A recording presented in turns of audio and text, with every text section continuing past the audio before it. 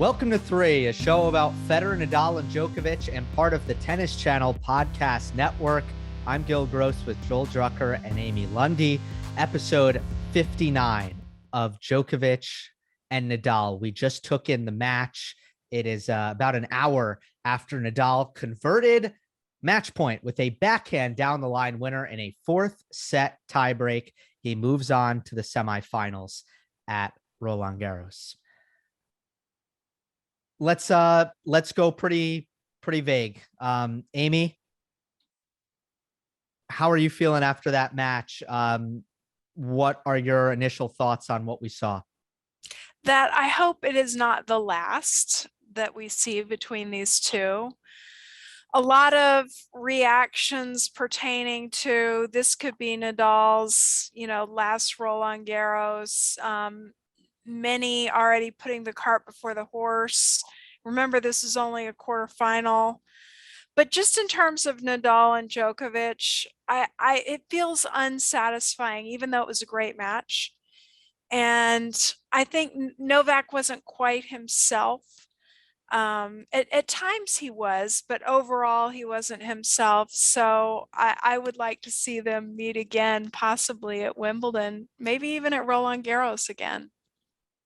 Well, the quality was pretty good. I don't think the quality wasn't as high from a mutual standpoint as last year's semifinal. I think we'll agree on that. But the drama and the competitive will of Nadal and the top spin and Novak kind of didn't quite bring. It's kind of interesting. It just shows you how sports is. I mean, we think the draining 4-hour, 21-minute match with Felix, and here's Rafa, and here's Novak is daisy fresh, and then everything gets kind of turned topsy-turvy. But those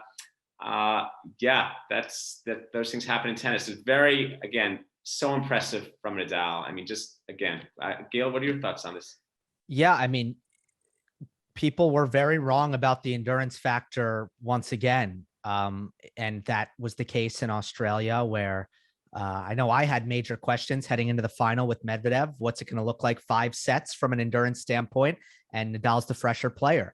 And we know what happened last year at Roland Garros. When come the 4th set, Djokovic had juice, Nadal was on empty.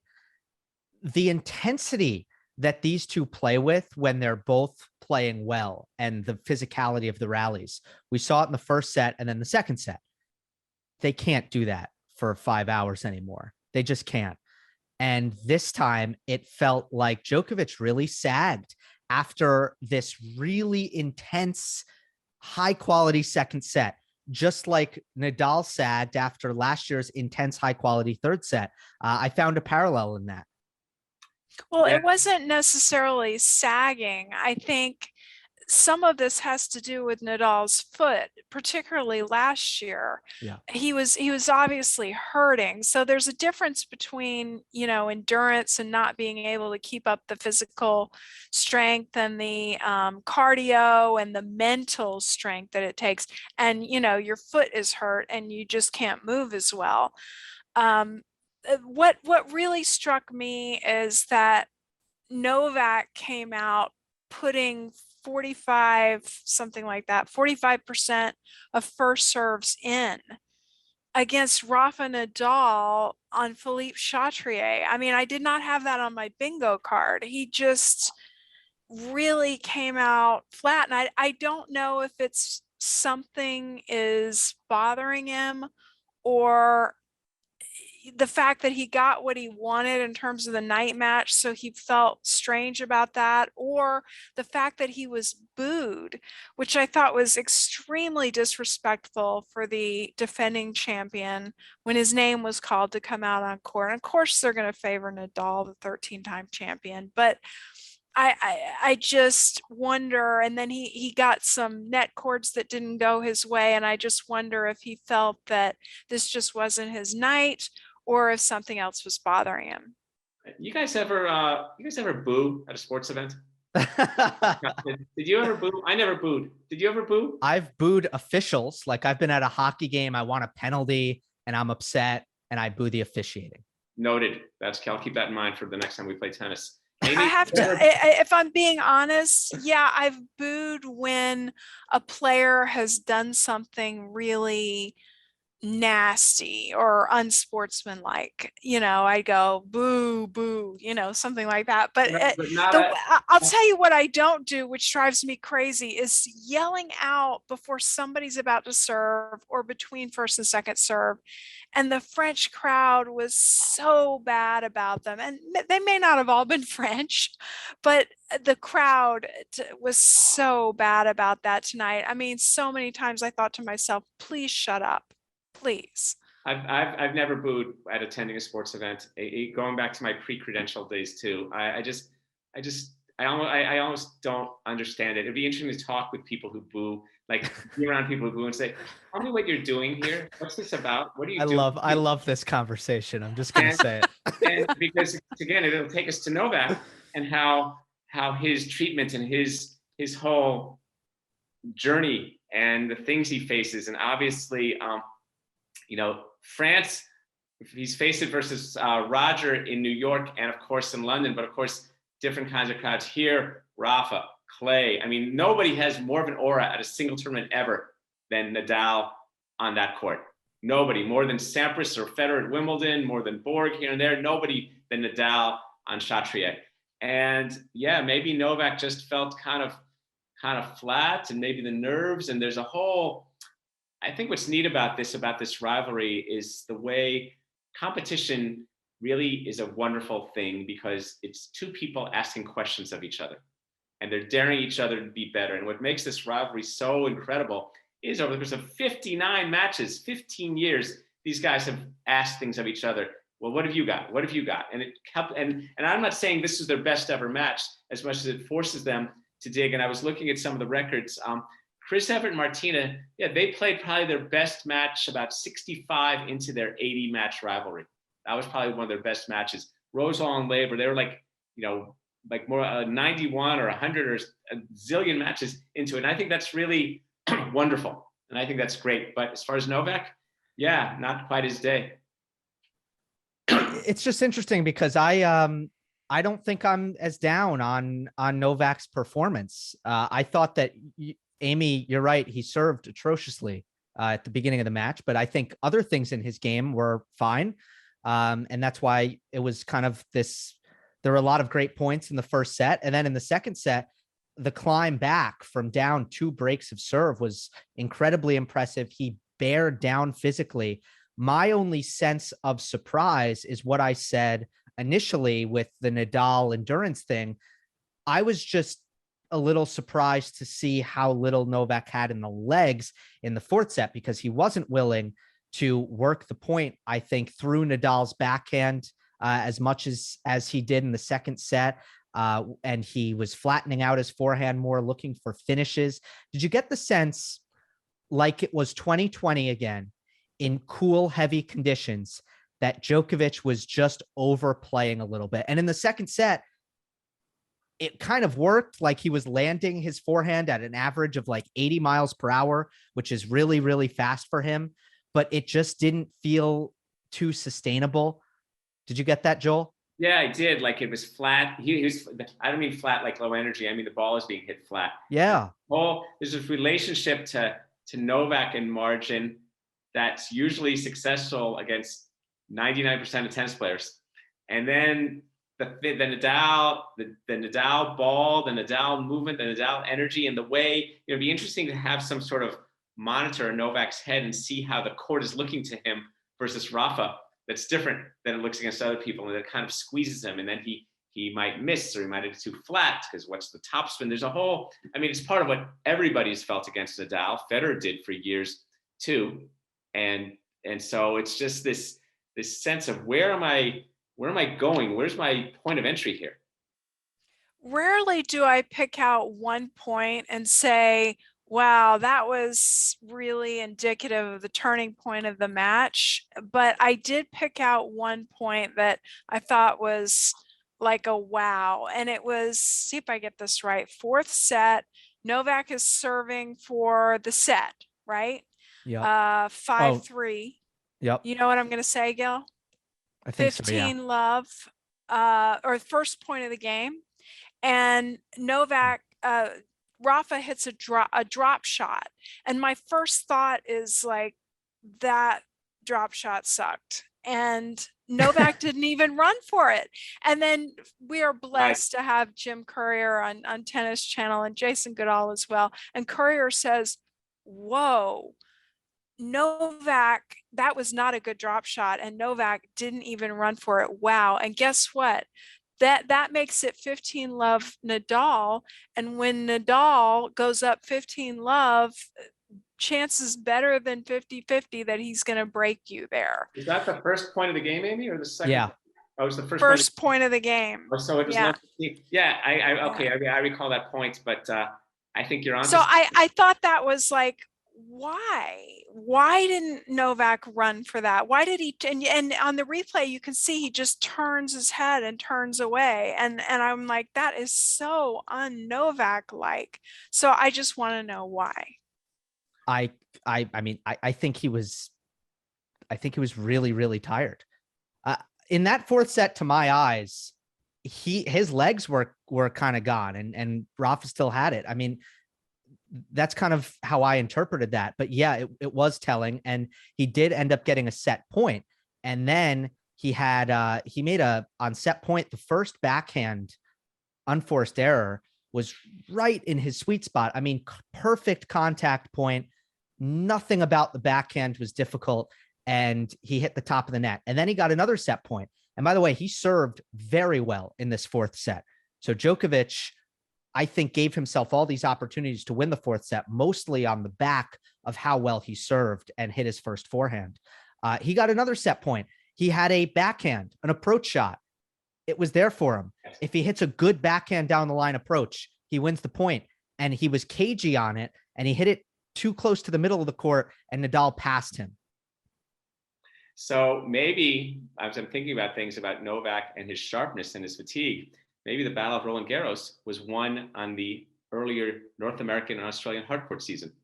And Novak's lack of match play, which we thought was keeping him fresh, even though he had his clay season, his competitive thing. I mean, I know I'm going back months, and so that could be wrong too, but I think of in other years, Novak has seasoned himself with more than just European clay tennis. And he didn't. And see, I'm thinking like, sorry to interrupt, I'm thinking like counterintuitive how we thought, oh, Novak's just breezing through this tournament and he had such an easy time of it against Schwartzman that maybe he wasn't properly conditioned. And here's Rafa doing 5 sets against FAA, and suddenly he's in the shape of, he's peaking at just the right time. It's almost the opposite of what we had been thinking. Well, this is the whole dilemma with these kind of, some of these assessments you write about: court, time on court, ease of matches, the difficult match. I remember the US Open when there used to be the Super Saturday and you had the semi, who got the first semi and who was likely to play well in the finals. And it's kind of one of these things like hell's bells. And now it's the matchup, and we don't always know. And we want to think you can know it. Oh yeah, I mean, it's kind of reminds you. It reminds me on a way more different scale the time. Remember, Amy, when you and I, we tossed the racket to see if it was going to be M or W? We did 15 or 20 times. It's like, oh, what's more W's? But it's like, who knows? So it's kind of one of the things that makes sports great, right? It's like we can have all this data that makes us think, the less time he's on the court, this guy's more, this guy's older, this guy's got the foot, this guy beat him last time. And then, okay, here we go. And now we just play the match.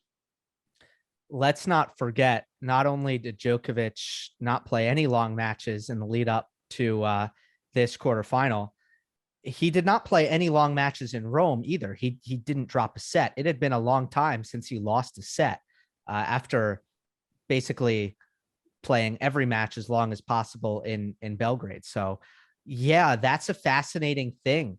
Like, how much do you want to play in the lead up to this match? Can you be undercooked? I think you can be, but at the same time, I don't know. It surprised me. I don't think we will really know exactly why Djokovic's legs went on him. But also, let's acknowledge that I think the position that Nadal put Djokovic in, which was a set and down 3-love, with perfect tennis that Rafa played. I mean, you could talk about what Novak did, but Nadal was pretty perfect. That put Novak in a position where he had to expend an unbelievable amount of energy to not go down 2-0. That's a great point. That's a great point. So he really had to just go to the bank heavily to get even this match versus this guy on his court. And there's this whole, I mean, I don't ever know why anyone loses a match. I mean, when you talk to people, even they might not know. I mean, I lost it because I lost these points. I don't know exactly why. I mean, you can verbalize it, but even that doesn't begin to get at it completely. And yeah, Novak, you're right. He had to dig, and then the whole emotional factor of playing this guy and on that court. And I think this whole thing, right? We've talked about the heaviness of the ball, the thickness of the ball, what helps Novak, what helps Rafa. I'm still convinced that Rafa can say he likes playing in the day all he wants. The heavier and the slower, it hurts Novak.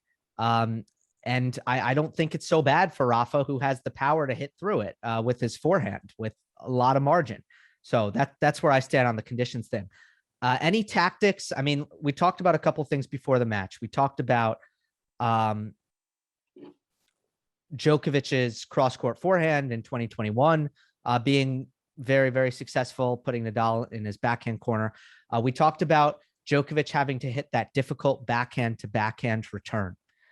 Don't think he did it in this match very often, right? I mean, he missed a lot of returns trying to hit it. But I mean, Nadal was hitting first ball forehands off of his first serve, and Rafa made like 70% first serves as well, Amy. Well, the only set where Rafa didn't have it that way was the second set. Otherwise, he was hitting first ball forehands. And I guess somebody went back and looked at it, and last year when Rafa lost to Novak, he hit overall more first ball backhands than forehands. So that was a huge key in this. I just want to back up and say one last thing about conditions, and I keep bringing up this study that I did. I dug up that study. We did it in 2020. I pinned it on my Twitter if anyone wants to go to my Twitter. We not only found that there was no real statistical difference for Rafa in conditions on clay, but actually Rafa plays slightly better in cooler conditions. So can we please put this to rest, people? I don't want to hear one more person say, oh, disadvantage Rafa at night or cooler conditions. Anyway, back to the first ball forehand. That is so crucial for Rafa. And if anyone has any ideas about beating him, they need to return that ball to Rafa's backhand, if at all possible. Easier said than done. Here's the other thing I'm going to come up with my super genius theory. And these guys are both super geniuses, but I think my study of talking to people, the great players, the ones on the A and A plus list, in big matches, they do something a little different than the pattern.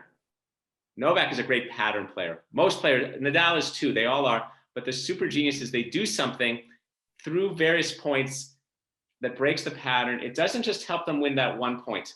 It plants seeds of doubts about the whole court. And I think when I look at this matchup, when Nadal wins it, he's able to do things. There's things he wishes to attempt that he'll let himself attempt that kind of break it up, whether it's down the tee, serve down the tee in the ad court, or the drop shot, or the sudden like trading backhands, and then he's going to just kind of annihilate a backhand. And he does that more than Novak when he's in their good matches. I think he's got a little bit more of the unpredictable, so it's a form of disruption. Novak is a little bit more patterned, and I think that's what kind of over time in some of these matches cost him. And I think again, his slight somewhat fatigue, and maybe, he hadn't played. When was the last time he played a 3-hour match, much less a 4 or 5 hour match? And he knew, and he put in, again, so much effort to even the match after that, through that second set. That's emotional. That's everything. Mm-hmm. And there were some super long games. I mean, I think there was a stretch of 2 games that was almost 30 minutes. That's correct. And then Rafa's going to make you wait anyway. He takes so much time between points. It's draining. It really is. Yeah, and Nadal was like, okay, yeah, I signed up for this. Good, let's go. Yeah. And so some of this comes down to attitude I mean, I've been thinking a lot about players and how all sorts of pros of how they reach certain points of their career where there's a certain kind of vulnerability. And then I trace it way back to when they might have been 10 years old and how they went about, how they were formed competitively and what shaped them, whether it was the teacher or the parents, and how they grappled with losses. And of course, and there's no one in the history of well, Australians are pretty good about this too, but it's hard to surpass Nadal's competitive comportment. Not just that he wins, but how he goes about it and how he doesn't let himself feel victimized and how he does it. Fritter energy. I was writing about a player the other day, and I said how this player, be interesting for this player, I thought about this, played a practice match, and every time they did a negative thing in a practice match, the coach said, that's another, and that was constantly arrested. And Nadal, you could see that was so baked out of there's nothing in that in his operating system. That helps too. As we said at the end of the last show, this is kind of a weird feeling because it's such a big match, but now you just, next up semis. So now it's about coming back from that match for Nadal. And obviously, if he does not win Roland Garros, which considering the opponents in front of him would be, I think, pretty darn disappointing for Rafa. He won't look back on this quarterfinal win over Djokovic with any fondness if he doesn't complete the job. I mean, this feels like for most players, it would be really, really mentally challenging. I just can't bring myself to be at all concerned about how Nadal is going to deal with this mentally in terms of avoiding the letdown in the semifinal. Amy, you worried at all about that? That is excellent analysis. If it were me, I mean, just good night, Charlie. Yeah, I mean, like I got through it, and this is how I am as a player. It's hard for me to string together back-to-back wins, but for Rafa, it's just part of the routine. Shape the water bottle, get it turned just right, and step over the line and go on to the next thing. Now he's going to have 2 days off, and I do think that that's good for him. For other players, maybe they would reflect on that and let down, but I because of his advanced age and the foot, I do think it's going to be good. Did you guys see the doctor sitting in Rafa's box? I think he had a better seat than Rafa's wife. Well, he needs that better seat. He needs a better seat. He needs to see it closer. He needs to see what's going on. He's got his patient out there, and Rafa's wife gets that too. It's all good. I think Nadal, who'll be playing that match on his 36th birthday, by the way, like he did in 2005 when he played Federer in the Friday semi, and that'll be nice for him. But I think I know what you mean, the part about completing the job, Gill, and here's a chance to garner another in 22 slams. Maybe I just think Nadal, I think that concerns him not. I think the Nadal's idea of completing the job is that I prepare well, did I compete well, did I conduct myself well, and then what will be. And if Zverev comes up with the goods to beat him, I don't think Nadal's mind's going to be, oh, what an opportunity. I beat Novak and then I lost to a guy who'd never won a slam. I don't think Nadal exists in the commentary world.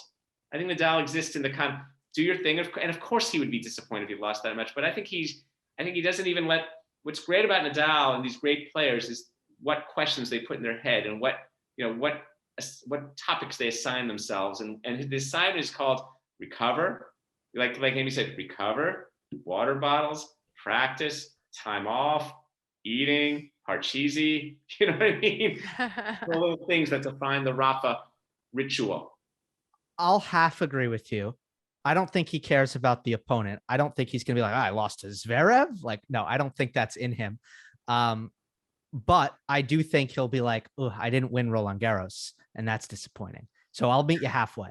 Okay. All right. Yeah. Of course. Boy, Yeah. That's a big hypothetical you guys are playing out there. I mean, Well, I if the next match, get you it. could win or lose.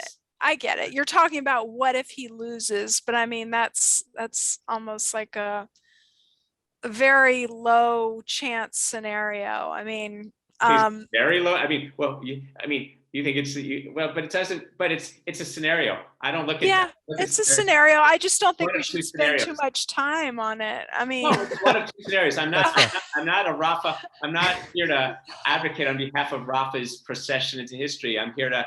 It's one of two scenarios. Yeah, the other scenario is that he's the familiar. He's the Rafa we know, and he comes out there and he does what he does, and then we see Zverev, who by the way played a excellent match to beat the ascending Alcaraz, which even though he's seated higher, many, myself included, were surprised because you're thinking that Alcaraz was this kind of, prodigy of destiny. And here comes Sasha saying, hey, wait, middle child, don't forget me. Don't forget me. Yeah, good point, Joel. What's even more interesting, which we really should not get into, but we will get into it potentially, is that if Rafa does go on to win Roland Garros, and Joel, you're the author of this, does he play Wimbledon when he might not have otherwise, just because the calendar slams in play? It's fascinating. We're saving that. I'm going to step in now. Right. We're gonna save it. We're gonna save it. But Joel brought it up last episode, so I had to bring it up again. Good. Sure. It'll be a fun one. It'll be a good one for the post whatever Rafa. Well, if he wins, and to be continued. Okay. And I before we wrap up, because I just wanted to say one more thing. I just want to give Rafa his due in this match, because in this podcast, I don't feel like I've given Rafa his due. The defense, and it's easy to say the level wasn't there because the guys seem to be hitting a lot of squash shots and stuff. Just know that those squash shots, the ball wouldn't even be still in play against other players. So both guys, but especially Rafa, the level of defense in this match was just incredible. And he's great and he's awesome. And he and Novak are why we do this show. Don't forget Roger. Roger's sitting at home. Yes. Probably watching it. I don't know. Look, I mean, usually we do a big preview on the next opponent. We've gone long enough that we're not going to do that here. But okay, it's going to be a challenge. He's got 2 days. That was a great point. It's going to help him physically. We're not too concerned mentally. Alexander Zverev, though, he serves huge. He does not miss a lot. His backhand is just incredible. It blew me away against Alcaraz, how well he hit his backhand. What do we think this is as far as a matchup for Nadal, Joel? Do you think that their games fit together? I think if I'm Nadal, after getting through Djokovic, I think, he's a big serving version because he sort of does something similar to Novak, not as withering accuracy, not as fast, not as good a forehand. But knowing Nadal, of course, is going to say, well, he's beat me before. He beat Carlos. He's big, he's strong. I mean, Rafa always, everybody gets the highest possible valuation from Rafa. Everybody's viewed at their A+. However, if I look at his X's and O's, I think it's just, you dig in and you do your thing and you make this guy work his butt off and covering the court. And so I think it's a comfortable matchup for Rafa. I don't think it's as much of the ascending Alcaraz, who we don't know, or certainly Novak. I think it has, but not Rafa won't think of it that way. He wouldn't think he could play any of us and say something incredible. Oh my God, I got to watch out. I mean, that's his way. But I feel it's pretty comfortable for him. Amy, what do you think? I think that Zverev gets on this train of high percentage of first serve in and high percentage of first serve points won. And if that train derails, that's a problem for Zverev. So for Rafa, he's just got to figure out how to get inside the guy's head and derail that train. And if you do, he should, Rafa owns the head-to-head. He should know what he's doing. He should know how to handle it. But again, this is one where both of them have questions about endurance, but with 2 days off, I would favor Rafa in that category. Yeah, and I'm curious to see what kind of game plan Zverev actually hatches, because it's like he's knowing, oh, It's not going to be too intricate, Joel. I mean, he plays a certain way, I think, and I don't see. I don't think he's one for very specific agreed tactics. Tactical nuance. He's not going to suddenly start hitting kick serves and angle volleys.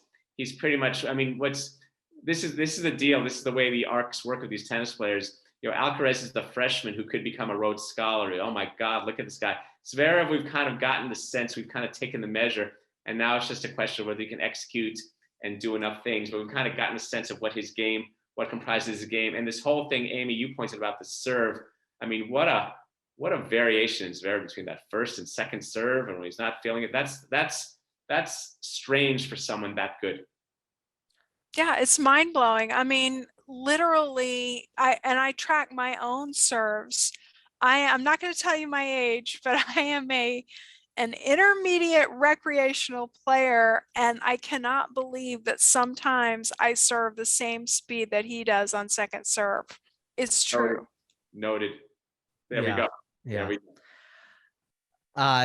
go. Nadal needs to not make the same mistake that Alcaraz made. And in big moments, pressure moments, you have to make him beat you with his forehand, because Zverev hit a lot of backhand winners on big points in that match. And you got to really say, okay, I know you can do it on your backhand. Let's see if you can do it on your forehand. That'll be a key for Nadal. The head-to-head is 6-3, Rafa. Zverev has a knack, though, for playing Nadal at his least favorite tournaments. He beat him at the Tour Finals in London. He beat him in Paris-Bercy. And then he beat him in a place where Nadal is good, but Zverev is best in terms of at least recent history, which is Madrid. Zverev's best tournament has been Madrid, and Zverev beat him in the quarters last year. And then Nadal beat him in Rome. So 6-3. We will get that in the semifinal. We look forward to that. It'll be an interesting finalist on the bottom half. I mean, we're talking about potentially Ruud or Rune or Cilic or Rublev will be in the final. All right. So looking forward to bringing you continued coverage. Now it is Rafa alone in Roland Garros 2022. That'll do it for this episode of 3. Remember, we're available on all podcast platforms. We appreciate if you leave a rating and a review on Apple and Spotify. And if you're watching on YouTube, like, comment, and subscribe. We will see you next time on the next episode of 3.